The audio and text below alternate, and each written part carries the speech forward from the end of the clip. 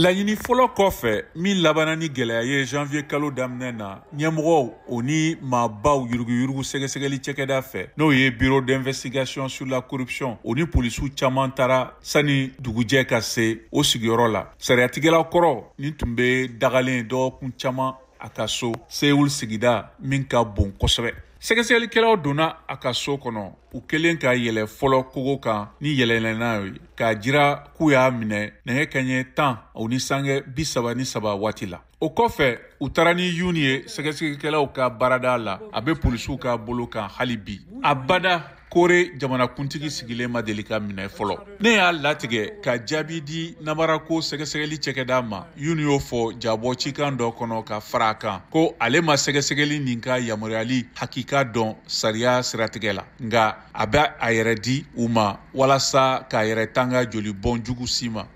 Sariyatigɛlaw ka ɲɔngirili fɛ ani ka sɛgɛsɛgɛli kɛ murutiliko la kojuguba min bɛ se ka ɲangi ni saya ye. Yoon Suk Yeol tun banna fo kana se bi ma ka weleliw jaabi. O kɛra sababu ye ka jalakilikɛlaw bila ka mɔgɔw bila walasa k'a minɛ. Yoon Suk Yeol bɛ se ka minɛ sange 48 kɔnɔ ka kɛɲɛ ni sisan yamaruya ye. Nɔminɛni yamaruya kura tun bɛna kɛ wajibi ye walasa n'a sɔrɔla ko waati janya.